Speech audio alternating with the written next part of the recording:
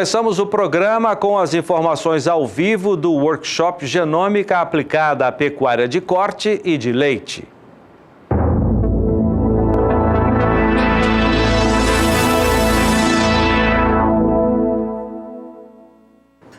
Esse evento começou ontem em Araçatuba, interior paulista, e segue até amanhã com um dia de campo. Hoje foi um dia dedicado a palestras que são apresentadas no Hotel Mariá, em Araçatuba.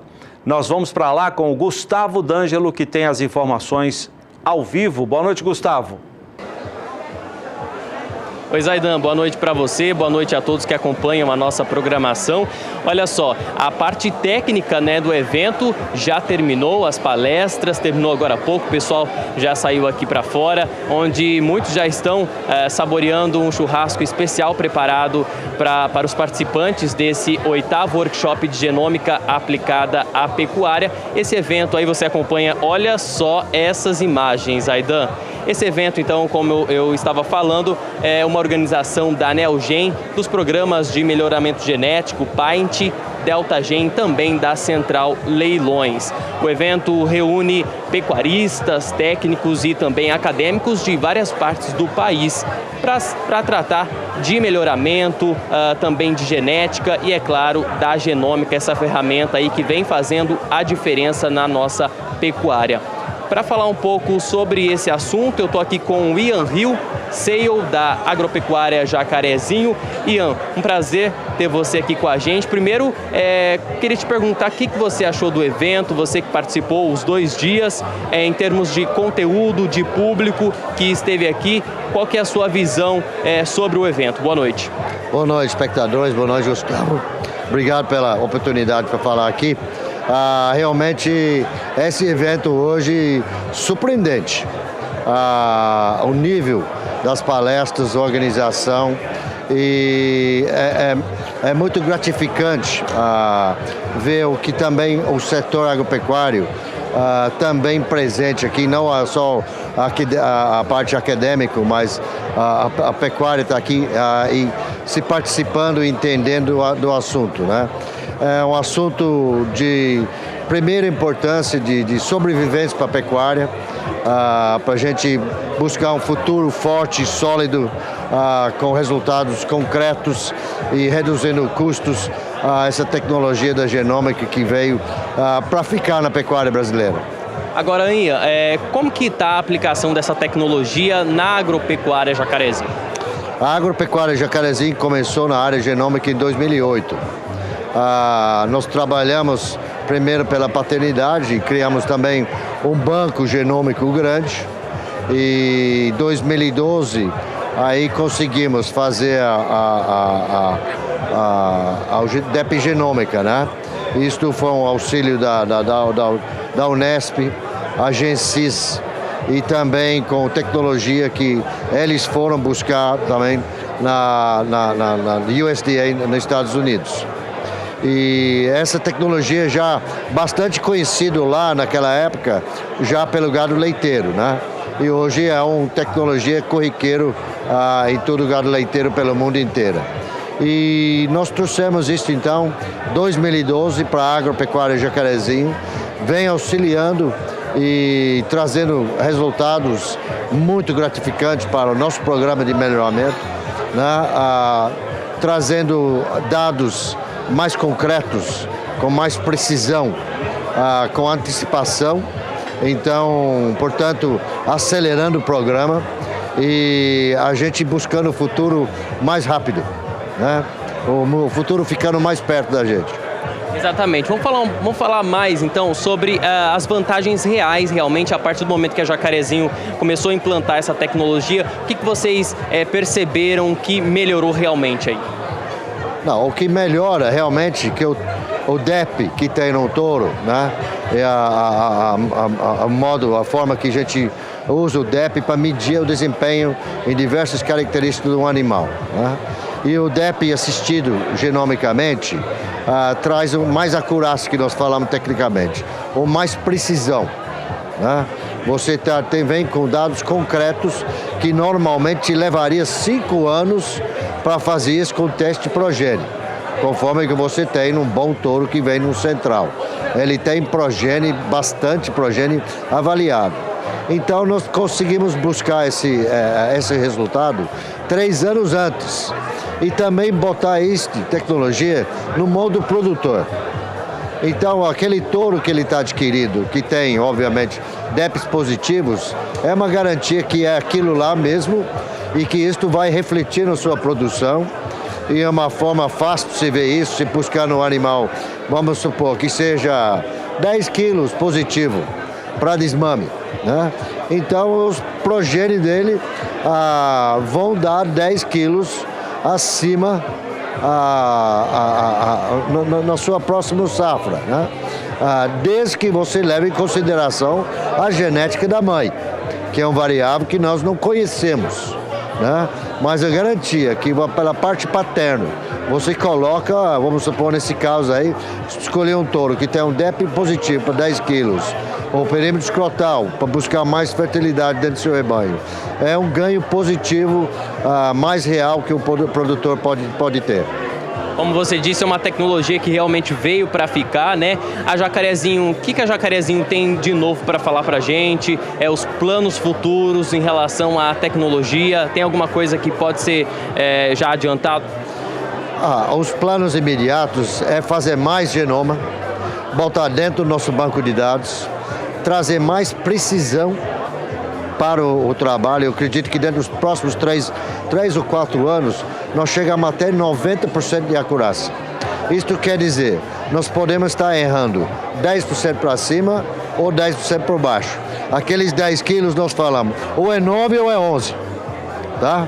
Então, hoje nós estamos ou com 7 ou com 13, tá?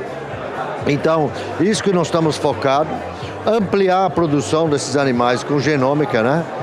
Quanto mais ampliar, realmente a resposta que nós estamos tendo de produtor tem sido fantástico. Hoje eu estou vendo filmes, produtores me trazendo de gado aqui de Três Lagoas, a pessoa, como o gaúcho fala, faceiro, né? Com a produção, filmando e mostrando e trazendo para a gente ver aqui. E ele falando que ele está com desmame que vai superar 40 quilos com que ele estava trabalhando anteriormente. Então você veio para botar dinheiro no bolso do pecuarista, reduzir custo e trazer mais produtividade para a pecuária.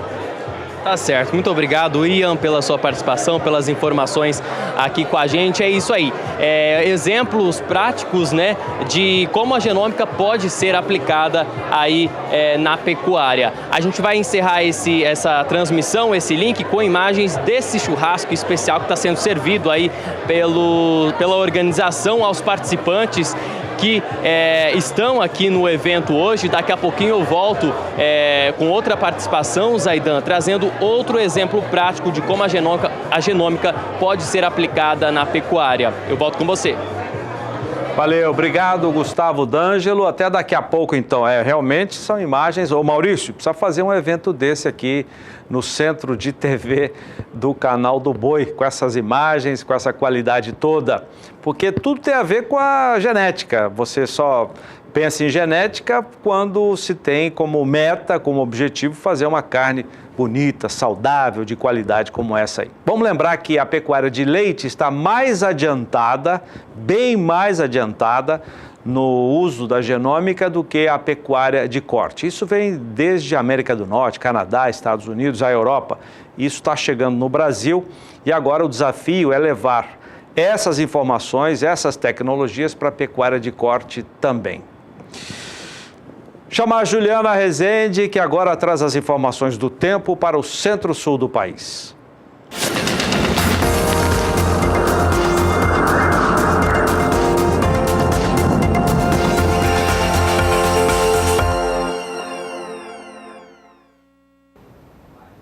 Nos próximos dias, as instabilidades se espalham cada vez mais pelo país e isso segue garantindo um cenário mais otimista para o crescimento dos pastos na região. Apenas naquelas áreas onde a umidade ainda segue em excesso no solo, como é o caso da região centro-oeste e também da região norte, é que os pecuaristas ainda podem ter alguns problemas em relação ao manejo dos animais no campo. Nos próximos dias, então, tem previsão de chuva abrangente, as pancadas mais significativas entre o sudeste e também na região sul, entre o Paraná e Santa Catarina. Nas demais áreas do país, a chuva ainda acontece com volumes significativos, só que as pancadas não devem ser tão intensas. Previsão de tempo firme aqui na faixa mais ao sul da Bahia, norte de Minas Gerais e também no norte do Espírito Santo. No decorrer da segunda semana, a chuva ainda segue mais forte, principalmente aqui nessa região central, e a chuva consegue ganhar mais força entre Minas Gerais, Bahia, grande parte da região nordeste e também as instabilidades que acabam escoando lá da Amazônia para a região central ainda seguem garantindo a atuação de um corredor de umidade nessa parte central do país. Conforme a chuva ganha força na metade norte, perde intensidade nas áreas mais ao sul, tanto que na região sul a chuva deve ocorrer agora de maneira mais fraca e também irregular. Ao longo do terceiro e último período, a chuva ganha cada vez mais intensidade no centro e norte do país, instabilidades tropicais vão ganhar bastante intensidade. Dessa vez, então, tem previsão de chuva pesada entre a região centro-oeste e sudeste, mas especialmente na região nordeste e também na região norte. A chuva deve ocorrer de maneira intensa, com volumes que podem passar até de 100 milímetros em apenas 5 dias. Agora, diferente da metade norte do país, na região sul, chuva fraca, tempo firme e pancadas isoladas na região. Então, no centro e norte do país, previsão de chuva forte que deve seguir mantendo o solo com boas condições hídricas, garantindo bom crescimento para os pastos da região.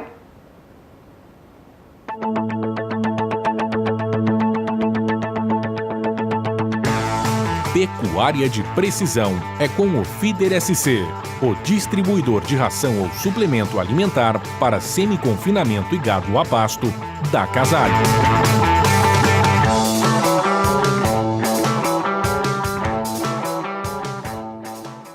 O Feeder SC é um equipamento voltado para pecuarista que faz uso da suplementação a pasto. Esse equipamento é extremamente importante para a atividade. O pecuarista que faz uso da suplementação a pasto, atualmente, ele é necessário que ele tenha o Feeder SC. O equipamento é um equipamento focado diretamente no pecuarista que faz suplementação a pasto. O produto, você começa a ter gestão de toda a dieta fornecida. O grande gargalo no ano de 2016 para a pecuária foi a dieta. Se você não tiver controle do carregamento, descarregamento, o que foi dado, começar a enxergar os seus erros, você não consegue ter eficiência na sua atividade. O feeder é dotado do sistema Geopack Control, o qual no final do dia você conecta o pendrive no GPS, que tem uma balança integrada, coloca no seu computador, através do Google Maps, você tem um mapa diário do trajeto que o seu funcionário fez, você vai ver aonde o operador errou, o que ele colocou a mais em cada praça de alimentação e se ele cumpriu o trajeto que foi proposto. O equipamento tem outras vantagens, além dessa gestão. A questão da durabilidade, que é uma tradição dos equipamentos Casale. O equipamento é inteirinho galvanizado a fogo, interno e externamente,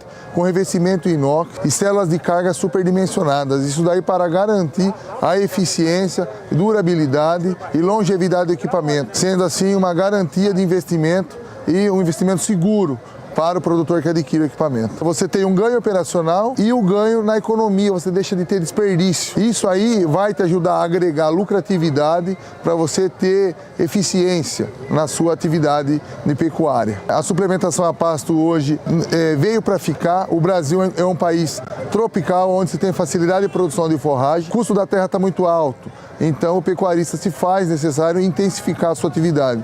E a intensificação da pecuária passa pela Casale. No caso da extensiva, com o feeder você suplementando, você coloca mais animais por área e tem maior lucratividade.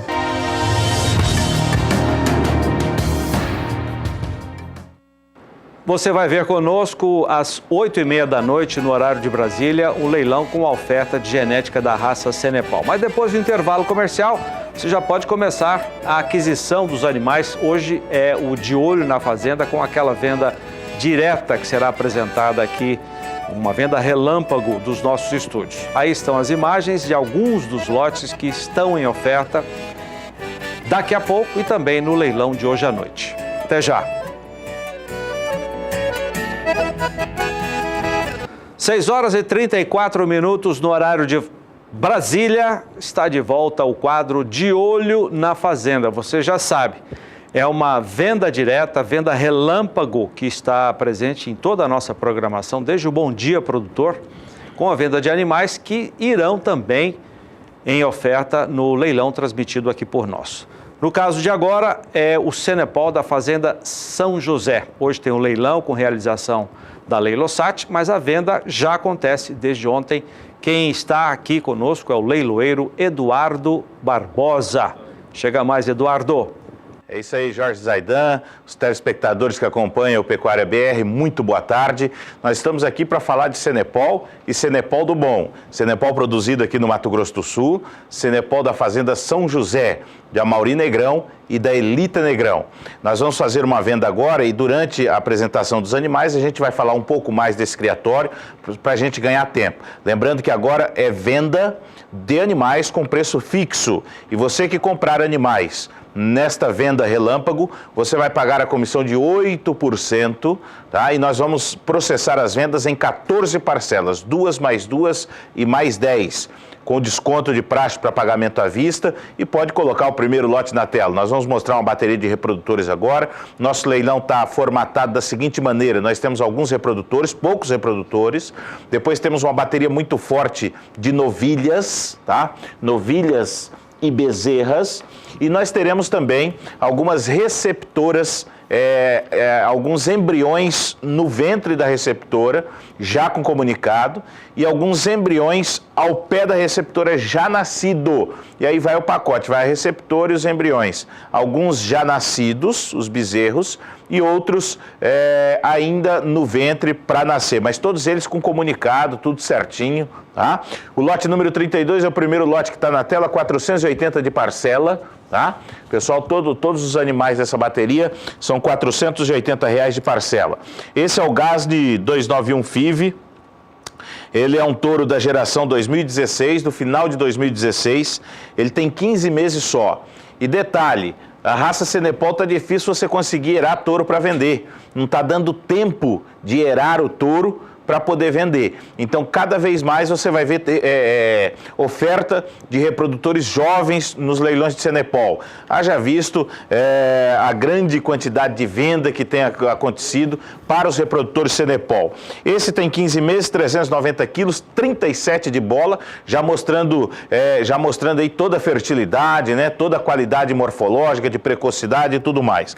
Vamos ao lote da sequência? Pode colocar, pode ir passando aí o 37, o 35, o 31, o 33 e o 36. Eu vou falando aqui e você pode ir passando aí. Como é muito rápido o nosso tempo, o pessoal aí não precisa esperar eu pedir nessa amostra do Pecuária BR, tá? Pode ir passando aí, o pessoal de casa vai ligando por confirmação. O telefone está no rodapé do seu vídeo, tanto da mesa operadora quanto do celular. Você de qualquer parte do Brasil pode ligar e dar o seu lance, é por confirmação. Esse touro aí, ó, você fala, esse touro me serve por 480 de parcela, em 14 parcelas eu quero ele. Então você liga e fala, ó, pode anotar o touro para mim. A gente vai carimbar vendido aqui, tá? E aqui no Mato Grosso do Sul não tem o frete, não tem, você recebe em casa qualquer quantidade. Aí fora do Mato Grosso do Sul, 10 animais, 1.000 quilômetros.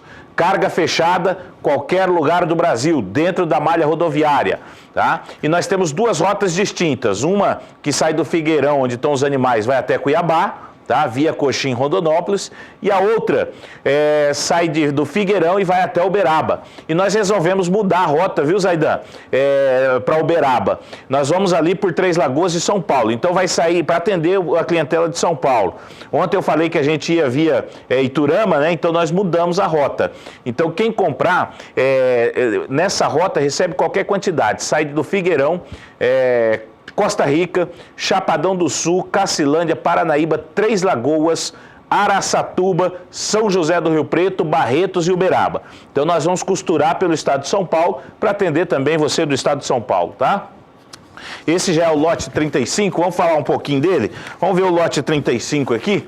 Deixa um minuto mais, é o Gasni 364 FIV, ele é um filho do Granduo, o Granduo é Hulk, da Marópolis. A mãe é a crioula Auge 383, que é Dom Corleone, que é Jage, do criatório Jage, pioneiro para trazer, foi um dos criatórios pioneiros que trouxeram a genética Cenepol lá da ilha de San Croix e também dos Estados Unidos aqui para o Brasil, tá certo? Pode colocar mais um, o último lote? Coloca o último lote aí para a gente dar uma olhada. O último lote depois do 35 pode ser o 31, tá? Não tem problema não, pode colocar o lote número 31 na tela. O tempo realmente é bem rápido. O lote número 31 é o Gasni 296 FIV, é o último lote dessa amostra. É um filho do WC 232U, que vai a WC 77, a linhagem WC fechada. WC é Enel Farm, né? Lá da ilha de San Croix. Então, é uma linhagem que foi muito usada aqui no criatório do Cenepol Gasni da Fazenda São José. A mãe é 77K, que vai a Catanas da GIR, e Crica da CMI. Então, nós temos aqui linhagem WC em cima e linhagem Agir e CMI embaixo. Uma linhagem moderna. O gado que o Amauri, mas a Elita está fazendo, é um gadão, tá? Um gado extremamente moderno, com os pedigrees mais atuais que você pode encontrar dentro da raça Cenepol. Isso. Lembrando que o leilão é daqui um pouquinho. Daqui um pouquinho o leilão aqui pelo Canal do Boi, a partir das 20h30, horário de Brasília. Você vai ter acesso à melhor genética Cenepol produzida aqui no Mato Grosso do Sul, por conta do Cenepol Gasni, da Fazenda São José. Grande abraço a Mauri, Elita, a Leilo Sati é que faz a realização e o Canal do Boi transmite. Zaidan, era isso que tínhamos para o momento. Muito obrigado pelo espaço aí. Boa tarde ao pessoal da Pecuária BR. Obrigado a você, Eduardo. Bom leilão daqui a pouco aqui no Canal do Boi. Bom, mostramos um gado Cenepol taurino criado em Figueirão, norte do Mato Grosso do Sul. Vamos mostrar agora a cidade de Pompéu, em Minas Gerais, importante bacia leiteira. A repórter Rosa Cabral foi conhecer um rebanho da raça Girolando, produtor de leite, portanto, que é criado no sistema semi-intensivo. O mais importante, no entanto, é o sistema de criação, mas a inseminação artificial que é usada na fazenda, que deu muito certo por lá. Vamos ver. Sabe o ditado sombra e água fresca? Pois é, aqui faz todo sentido. Quando a vaca anda estressada na ordenha, ela não produz. A ocitocina não entra em ação, então ela não desce o leite, vamos dizer assim, e não tem produção. A vaca entra relaxada e total produção, né? E tomando um banho desse aqui com ventilação, não tem como não dar leite, né? Toda a produção de leite depende de produção de volumoso, de comida. Se a gente conseguir produzir o que a gente pretende, a intenção é montar outro galpão e triplicar praticamente a produção de leite.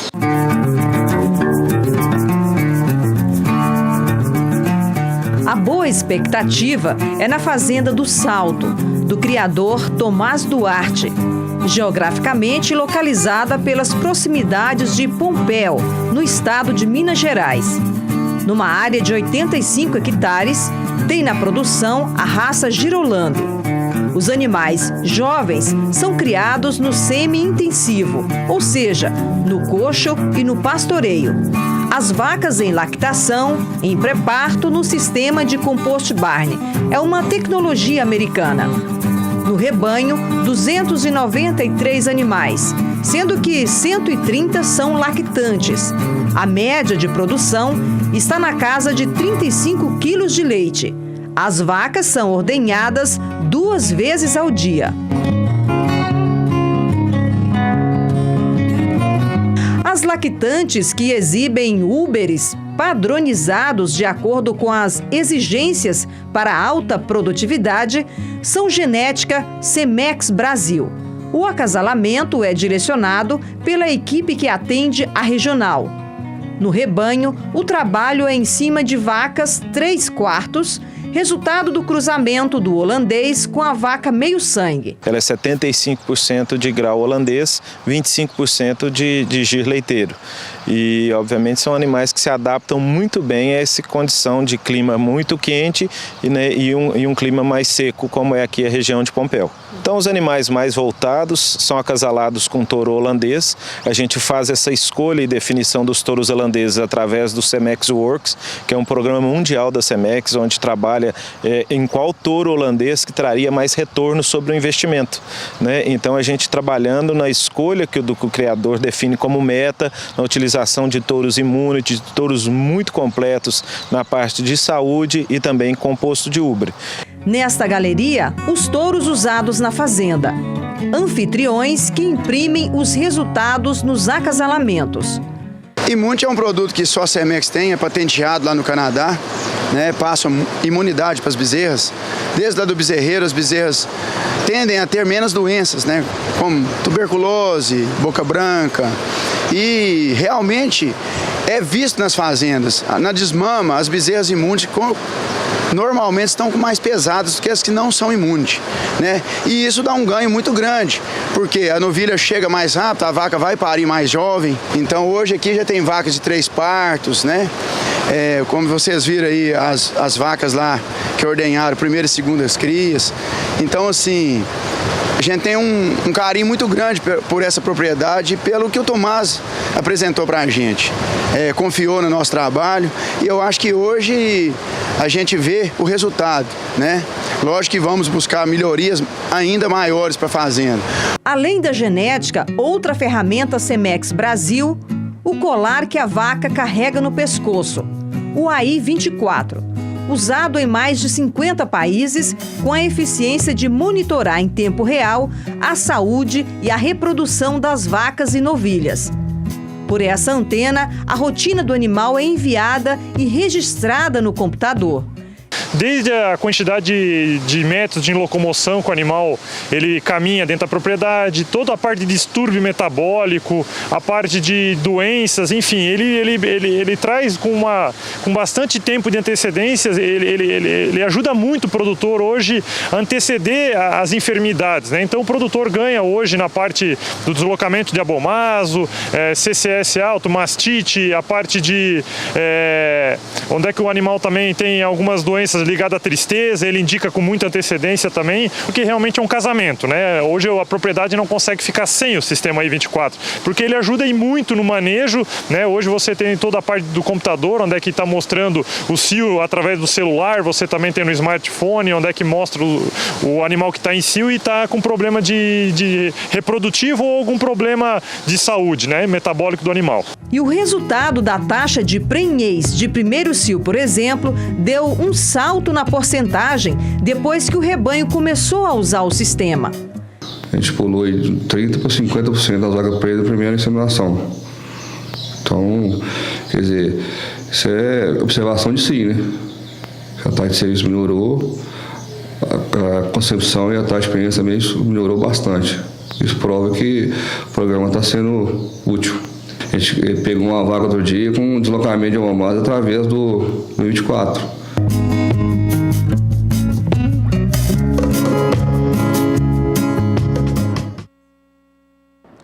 O CAR, Cadastro Ambiental Rural, é uma ferramenta para preservação ou uma armadilha para os produtores que declararam as informações da propriedade? A resposta a gente vai ter daqui a pouquinho numa entrevista com um especialista, advogado, que estará conosco aqui para debater esse tema que tem causado muita polêmica nos últimos dias por causa de decisões do Supremo Tribunal Federal. Daqui a pouquinho. Agora, direto de São Paulo, Sara Kirchhoff traz as informações dos mercados. Sara, boa noite. Como é que ficou o dólar hoje? Boa noite, Zaidan. Boa noite a todos. Depois de acumular uma queda de quase 1% nas últimas sessões, nesta terça-feira, dólar opera em alta frente ao real, com o mercado acompanhando aí uma possível elevação de juros nos Estados Unidos. A valorização da moeda norte-americana frente ao real nesta terça-feira é de mais de 0,5%, 0,52%. E com isso, o dólar é cotado hoje aos R$ 3,25. O que também continua subindo, que que continua subindo, aliás, é o mercado do milho, que tem preços firmes mais uma vez, com os consumidores encontrando uma dificuldade para repor os estoques, enquanto os produtores e as cooperativas seguem dando preferência para a colheita e também para o escoamento da soja. O aumento do preço do frete também dificulta o transporte do milho do Centro-Oeste para outras regiões e isso acaba elevando os preços. No mercado físico, a saca de 60 quilos do milho em São Paulo aparece por R$ 38,44 hoje no indicador CPEA, o Centro de Estudos Avançados em Economia Aplicada. A gente consegue ver que no dia 21 de fevereiro, a saca que já vinha subindo estava em R$ 35,20, depois continuou nesse movimento de alta e agora acumula a valorização acima de 13% no mês de fevereiro, que termina amanhã. Alta de 13% para o milho no acumulado do mês no indicador CPEA para o mercado físico. No mercado futuro, o milho tem mais um dia de alta hoje aqui na Bolsa de Valores de São Paulo. Os contratos com entrega em março têm valorização de 1,36% na sessão eletrônica desta terça-feira. Com isso, o valor da saca, que estava em R$ 38,96 no ajuste anterior, hoje salta para R$ 39,49 no ajuste atual e cai 9 centavos nos últimos negócios. Contratos com entrega em maio em alta de mais de 1,5%, passando dos R$ 37,61 a saca para R$ 38,18 no ajuste atual e caindo 4 centavos nos últimos negócios. Foi o contrato mais negociado para o mercado do milho hoje aqui na B3 em São Paulo. Os contratos com entrega em julho têm valorização de 0,80% por R$ 36,36 a saca e os contratos com entrega em setembro tem uma leve alta de 0,06% por R$ 34,59 a saca no ajuste atual, caindo a 9 centavos nos últimos negócios. Milho, portanto, em alta nesta terça-feira, tanto no mercado físico quanto no mercado futuro. Daqui a pouquinho eu volto e agora você fica com as cotações atualizadas do milho em todo o Brasil.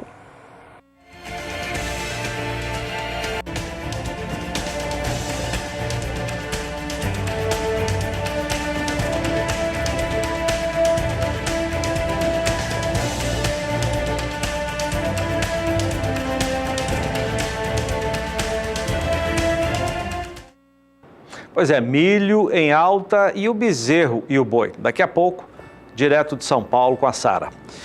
Intervalo comercial com mais imagens do leilão que você vai ver conosco daqui a pouco. Agora são 6:50, às 8:30 da noite, no horário de Brasília, realização da Leilosat.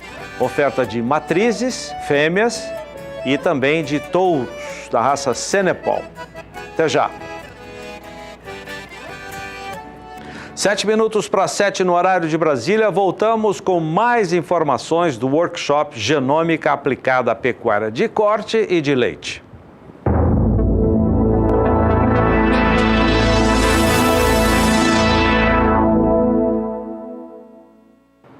O evento segue até amanhã em Araçatuba, interior do estado de São Paulo. Interessa a pecuaristas que estão conhecendo aos poucos essa grande ferramenta de avaliação e de seleção dos rebanhos. Quem está no Hotel Mariá em Araçatuba é Gustavo D'Angelo com novos destaques. Gustavo, terminou aí, não é? Por enquanto o pessoal ainda está na confraternização. Exatamente, Zaidan. Boa noite novamente para você, boa noite a todos que acompanham a nossa programação. Essa parte mais técnica, né, de palestras aí, debates, já terminou. O pessoal agora está se confraternizando, né? Uma carne bastante especial está sendo servida para o público que está presente aqui. Olha que imagem é essa, Zaidan. Tenho certeza que todo mundo aí do estúdio está com água na boca, viu? Eu ainda não pude comer não, né? Mas daqui a pouco, com certeza, eu vou experimentar, viu, Zaidan?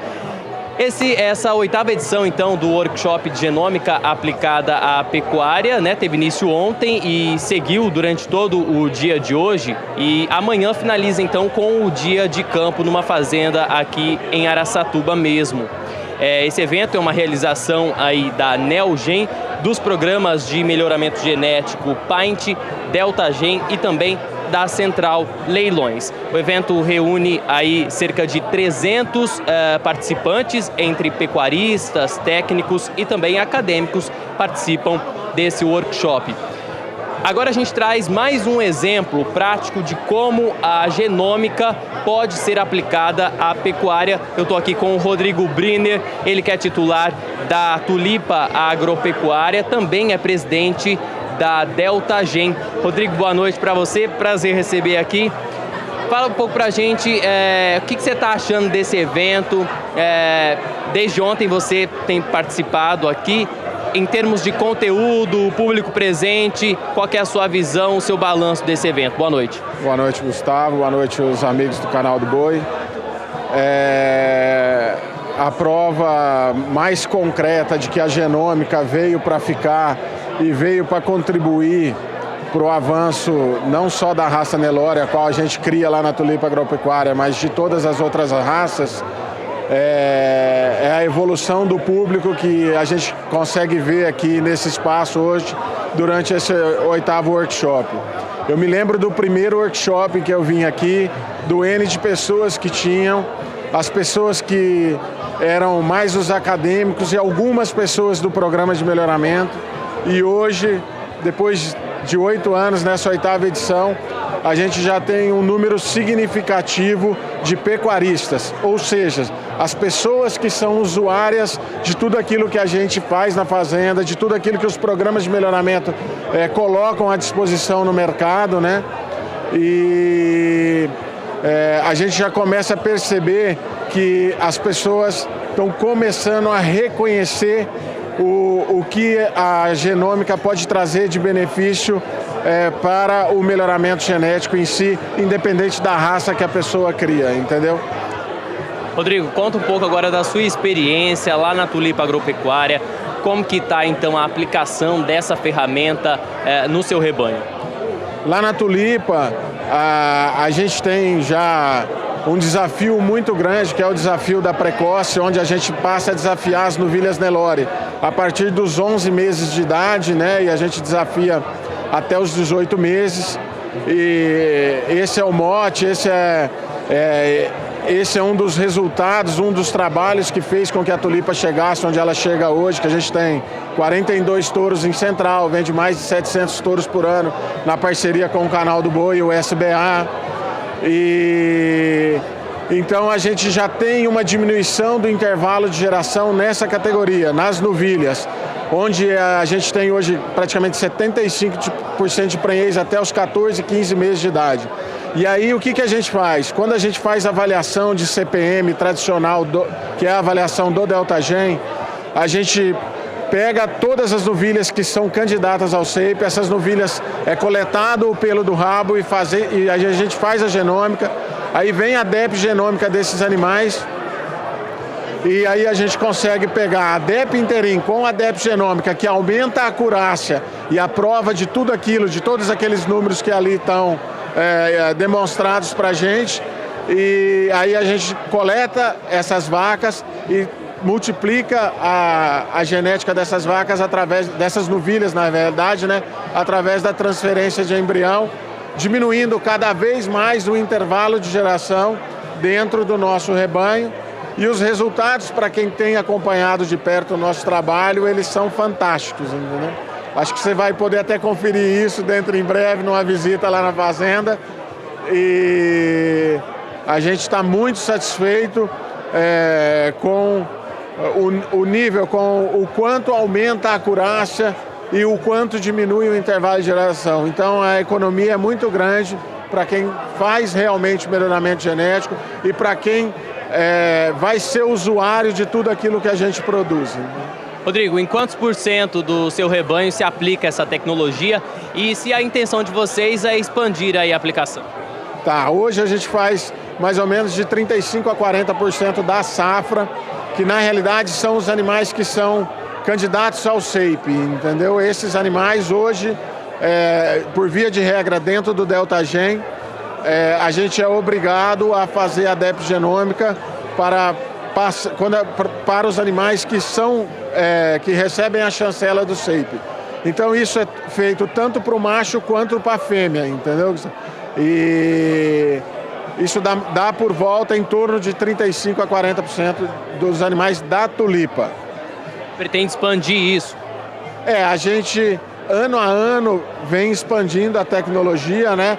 A tecnologia, ela vem ano a ano sendo mais comercial, tendo um valor mais comercial.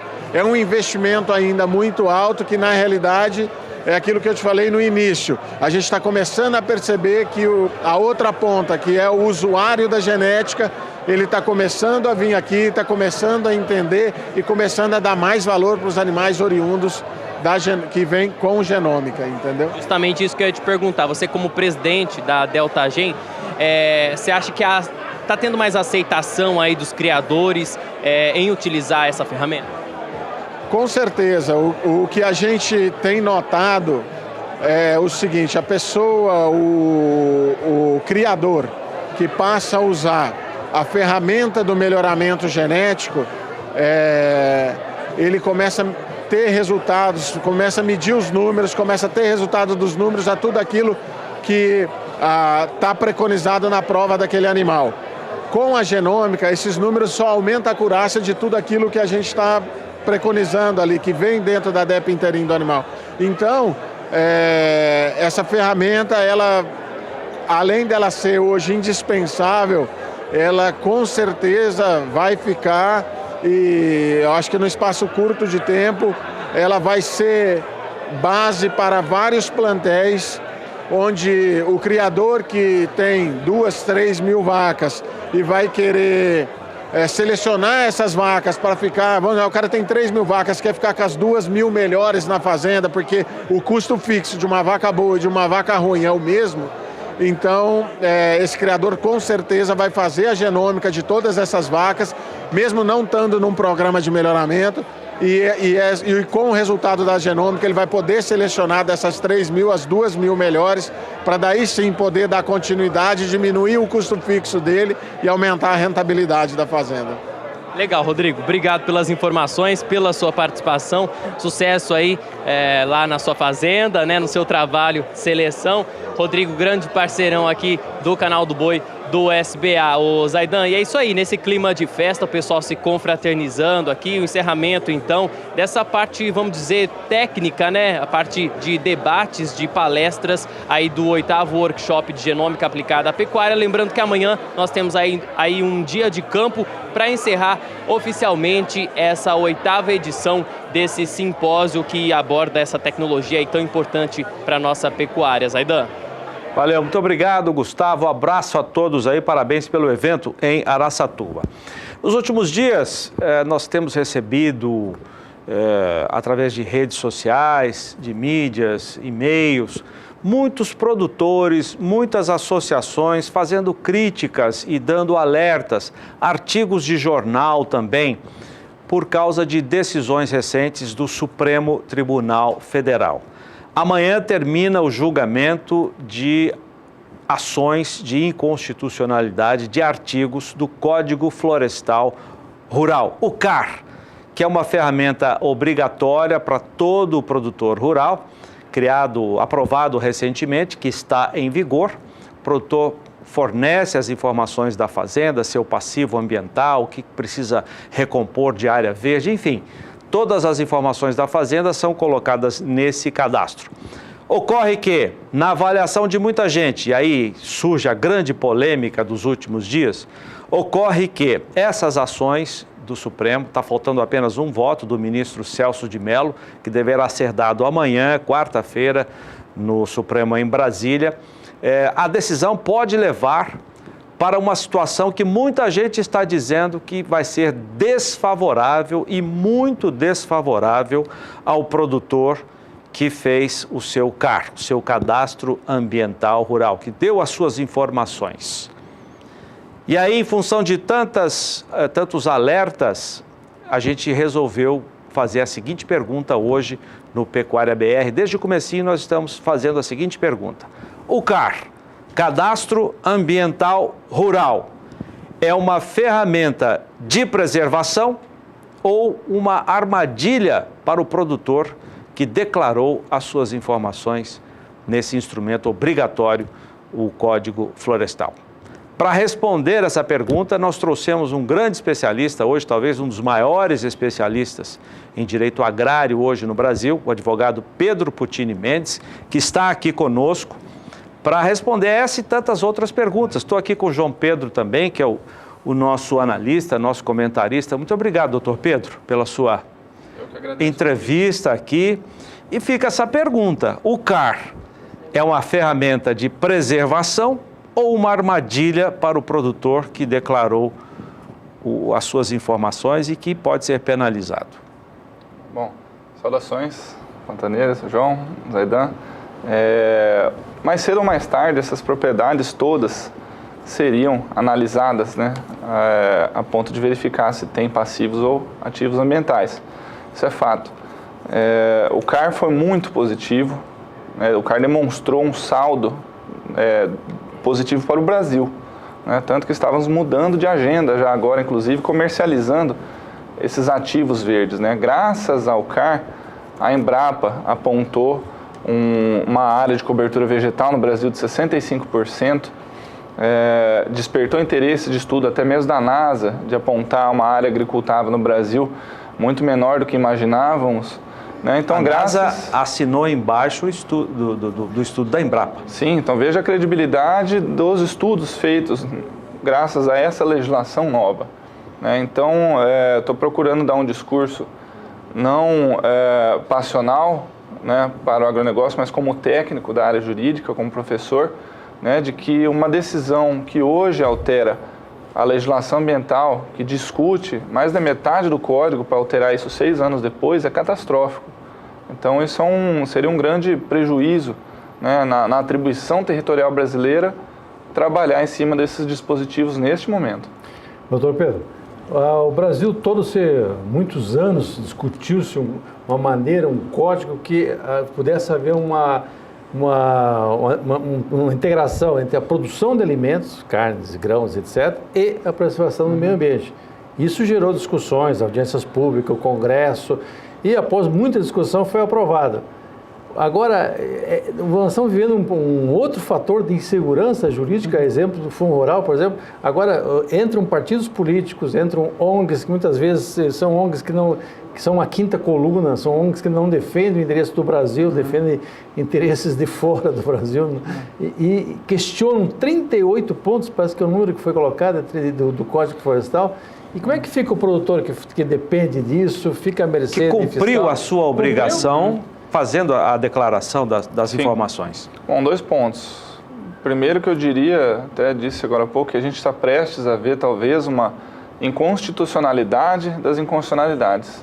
Né? Porque estão se discutindo inconstitucionalidades de forma que a nossa Constituição reza que os poderes constituintes são independentes e harmônicos entre si. Independentes, o Legislativo fez sua parte, tratou de embasar, discutir um Código Florestal que hoje está vigente, né? E o Judiciário, por sua vez, também independente, está exercendo a sua função, mas em nada estão sendo harmônicos, né? Vamos convir que essa harmonia só viria se fossem conciliados esses interesses pelo bem do país. O CAR. O alerta é porque a gente não faça talvez o mesmo equívoco que foi cometido com o Fundo Rural, de dar interpretações que o produtor possa ficar meio confuso agora. O CAR é para ser cumprido? Sim, o CAR tem que ser cumprido até dia 31 de maio, porque senão há uma série de consequências. Esse acórdão vai produzir efeitos na vida do produtor agora? Não vai produzir efeitos, porque o último voto é amanhã. Isso não significa que amanhã essa decisão já passa a valer, né? Independente do resultado, se sim ou se não. Essa decisão precisa ser publicada em Diário Oficial da União, né? Com essa publicação... Caberá recurso? Caberá recurso. Lembrando que o Acordo do Fundo Rural demorou quantos meses para ser publicado, né? Desse recurso, precisa publicar novamente uma decisão, que no caso do Fundo Rural ainda não foram analisados os embargos de declaração, exatamente o mesmo recurso que cabe nesse caso do Código. Então, para que o produtor não se atrapalhe neste momento, né, a gente tem visto alguns áudios e mensagens circulando em WhatsApp, faça a inscrição no Cadastro Ambiental Rural conforme a legislação vigente, porque até que esse acórdão produza efeitos na vida do produtor vai demorar um pouco ainda. Doutor Pedro, por que muita gente está dizendo que se houver uma decisão amanhã, está faltando um voto do ministro Celso de Mello, for desfavorável para o produtor, né, considerando alguns artigos inconstitucionais, vai prejudicar muitos e milhares de produtores, talvez milhões, principalmente os pequenos produtores? Por que isso pode acontecer? Bom, porque contamos, né, com todo respeito às decisões, à imparcialidade do Supremo, contamos com o bom senso do ministro Celso de Mello, com a mobilização do produtor, porque dependendo da decisão, os artigos mais importantes, eu diria, não que os outros sejam menos importantes do que esses que estão empatados, mas os mais importantes estão empatados em 5-5. Eu vou pedir para o Maurício, para a nossa equipe, colocar o depoimento da presidente da Frente Parlamentar Agropecuária, a deputada federal Tereza Cristina, que é do DEM de Mato Grosso do Sul. Nós temos outros 2 depoimentos e a gente vai tocando aqui com o doutor Pedro Putini Mendes. Mas antes, a presidente da Frente Parlamentar. A Frente Parlamentar da Agropecuária, a FPA, acompanha com muita preocupação o julgamento das 5 ações sobre constitucionalidade do Código Florestal, em discussão no Supremo Tribunal Federal durante a semana passada e com a decisão final na próxima quarta-feira. Chama atenção essencialmente para a ADC 42 e para os parágrafos 4º e 5º do artigo 59, que fala sobre anistia. Passados 5 anos do início da vigência do Código Florestal, estamos prestes a ouvir do governo: muito obrigado pela sua declaração de culpa e pelas informações apresentadas, mas o benefício que nós te prometemos, por meio da lei federal, não será mais concedido, mesmo você tendo cumprido todas as obrigações que nós impusemos. Será que isso é justo? Será que isso não vai gerar uma tremenda incerteza, uma tremenda insegurança no campo? Deputada Tereza Cristina, presidente da Frente Parlamentar, eu transfiro essa pergunta dela para o senhor e mantenho a nossa. Certo. É uma ferramenta de preservação ou uma armadilha para o produtor? Sim, vamos colocar alguns pontos que podem causar impacto amanhã, né? O verdadeiro apocalipse ambiental. Está 4-4, né? É isso? 5. 5-5, está faltando o voto de Minerva. Exatamente. Em que dispositivos, por exemplo? O artigo 59... né, ele permite aqueles que tiveram multas e passivos ambientais até a data de, vamos falar do marco temporal do Código Florestal, que é 22 de julho de 2008, que suspenda essas multas para fazer recuperação. Esse artigo pode cair, a depender do entendimento. O artigo 60, né, que os termos de compromisso também suspendem a multa. Você está com o termo de compromisso, suspende, fica isento das responsabilidades. E um artigo que pode produzir um impacto muito grande para os pequenos produtores. Esse Código Florestal ele não é afeto só aos grandes produtores. Não, mais de 89% das propriedades rurais podem ser afetadas pela decisão do artigo 67. O artigo 67, o que ele quer dizer? Propriedades rurais que têm percentual de reserva inferior, mas que atendiam legislação da época em que foi desmatado. Então, se esse artigo cai, é necessário refazer todo esse trabalho, né? Isso pode penalizar, o produtor vai ter que brotar reserva, né?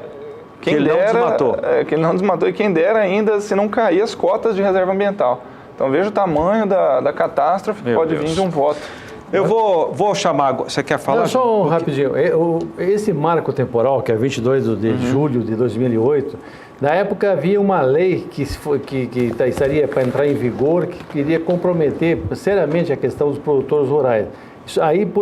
O presidente, no caso, na época, o Lula, fez um decreto e a partir daí, então, ficou como um marco. Ou seja, de 22 para trás, a situação que estava presente, porque a grande pergunta é os pequenos produtores. Você tem milhões de pequenos produtores. O cara tem café, tem uva no Rio Grande do Sul, tem isso, tem aquilo.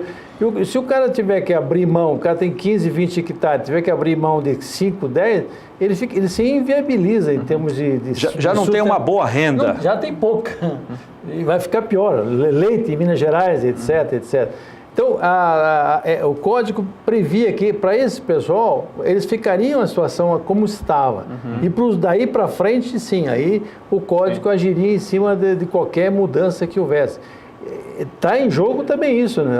Uma das ações é essa, é a questão da constitucionalidade desse artigo. Sim. Que previa para o pequeno poder manter o seu negócio. Sim, principalmente 59, 60, 61 e 67. Eu colocaria 2 marcos temporais. Essa legislação que o senhor falou, de fato, é o decreto 6514 de 2008. Então, essa data da data de corte do Código, o marco temporal, coincide com esse decreto, que é o famoso decreto das multas ambientais. Então, ele veio a pacificar essa situação.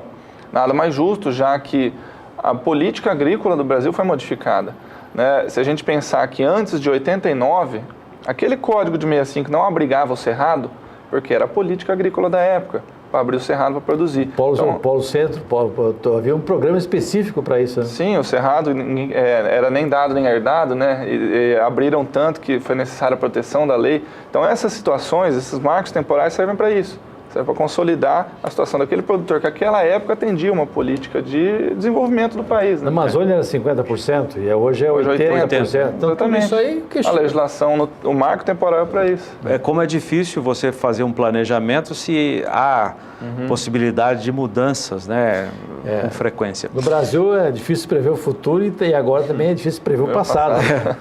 Bom, vamos chamar o depoimento do governador de Mato Grosso do Sul. Hoje pela manhã teve um evento na FamaSul, que é a Federação de Agricultura do Estado, evento da Embrapa Gado de Corte e da própria FamaSul. O governador esteve lá e falou sobre esse assunto. Vamos conferir.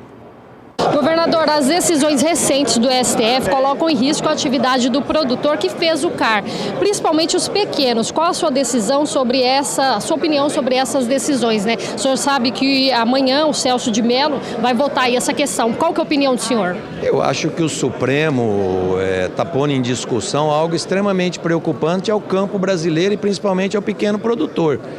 Decisões judiciais a gente acata e cumpre.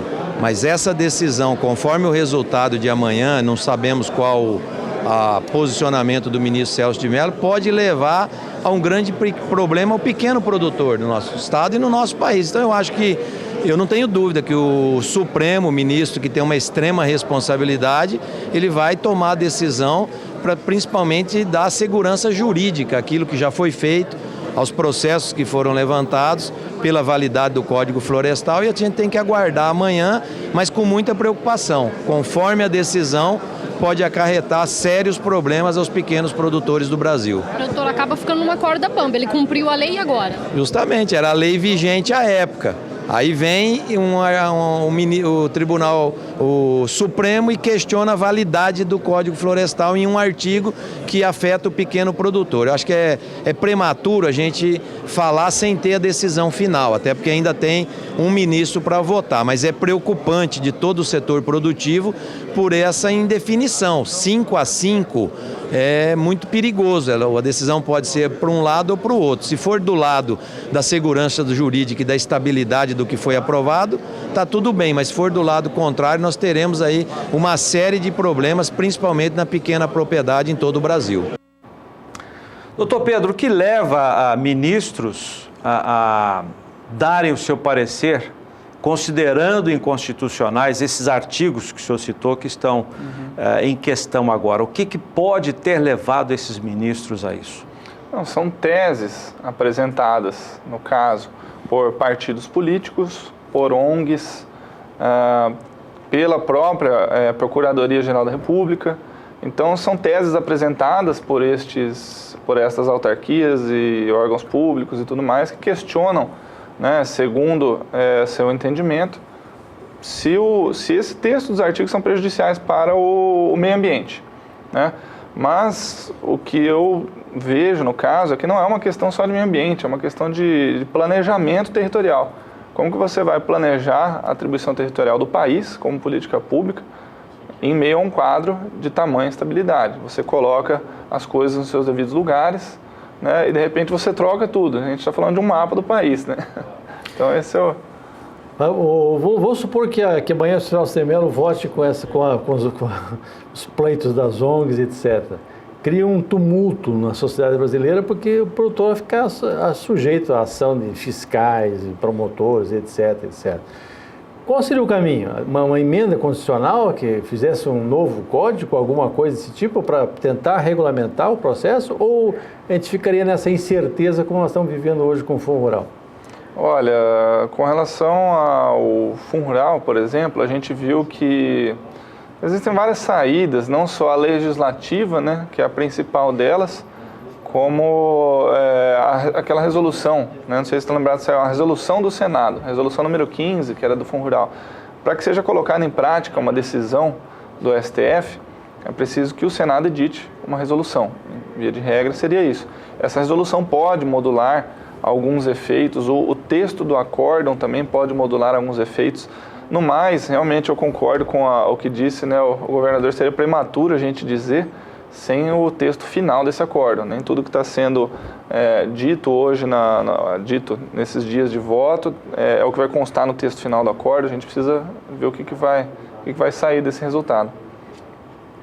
Porque há muita incerteza nos próprios votos dos juízes que já se manifestaram. Não é bem claro a posição de cada um. Pelo menos eles escutam falar muito isso aí hoje, que o voto é sujeito ainda a questionamentos lá dentro. Uhum. A questão agrária no Brasil, ela se distanciou um pouquinho com essas tendências ambientais, né? A ideologia ambiental tomou muito espaço, de forma que a gente tem a política agrícola do Brasil definida em lei muito mais antiga, né? Nós temos a política agrícola definida em uma lei de 1991, todas as diretrizes estão naquela lei e a gente vem tomando rumos, né, que parece que o agronegócio não consegue conciliar com o meio ambiente. É claro que consegue, né? Hoje quem preserva não é a cidade, quem preserva a vegetação nativa é o campo, né? A gente tem um déficit muito maior no planejamento urbano com relação a áreas verdes do que no campo. Então essa é a preocupação que a gente deixa hoje aqui com relação aos votos, né? Os votos têm que ser mais sensatos, né? Tem que levar em consideração a atribuição territorial, a atividade produtiva, a sustentabilidade, né, como um todo.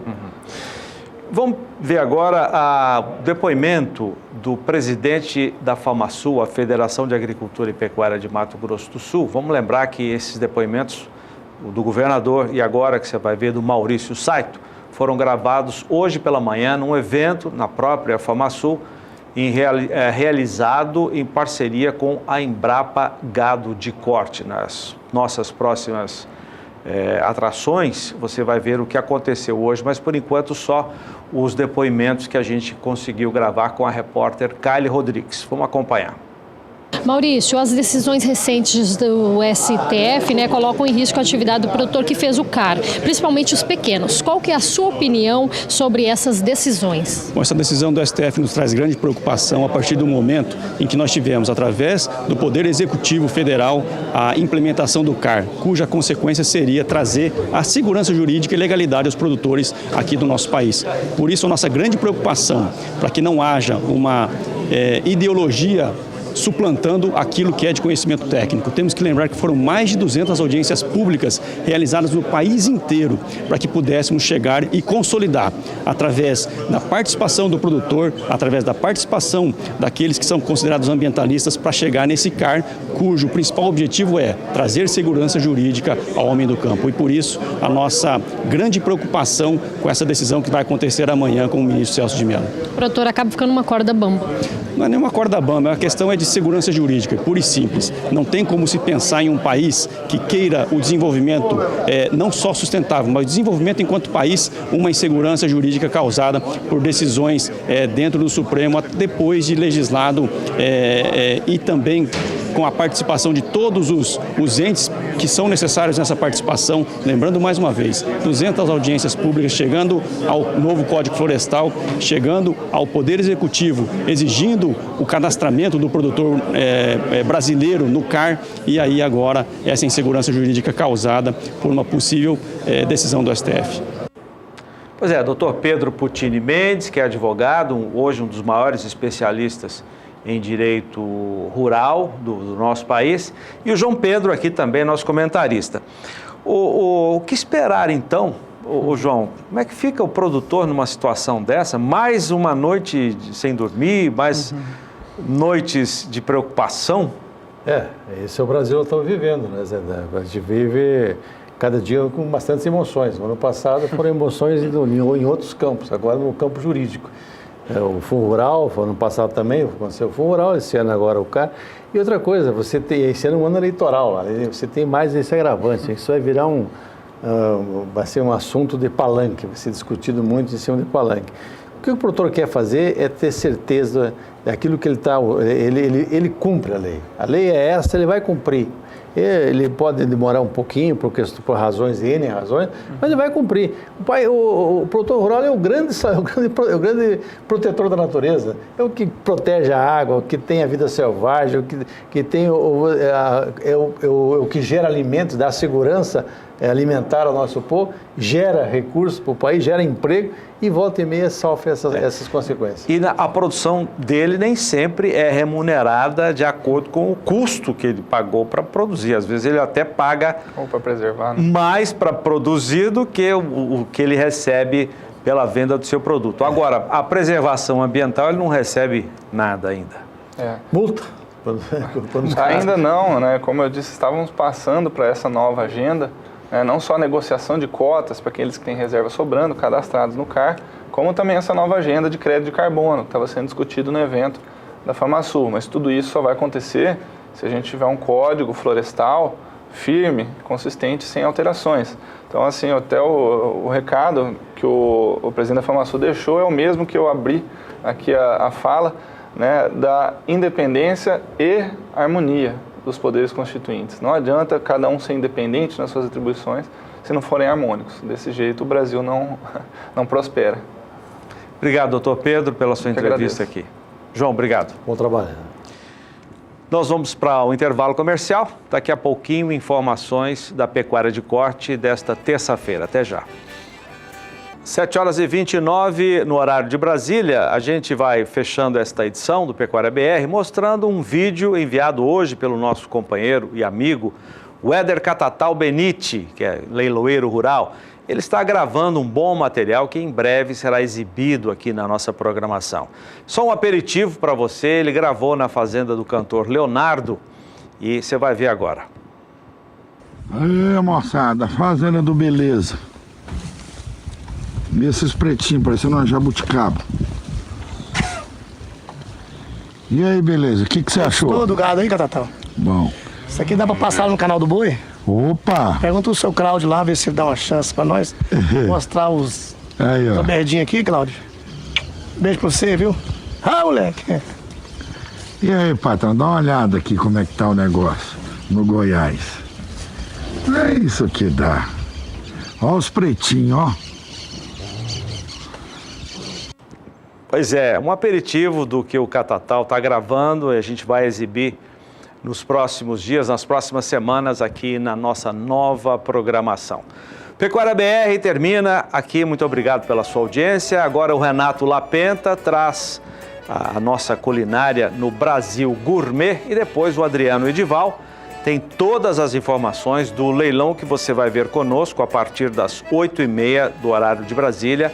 A Fazenda São José, que fica em Figueirão, no norte do Mato Grosso do Sul, oferta 40 matrizes e 15 tourinhos da raça Senepol, com realização da Leilosat. Com essas imagens, a gente se despede. Muito obrigado. Até amanhã, às 6h15, aqui no canal do Boi. Até lá.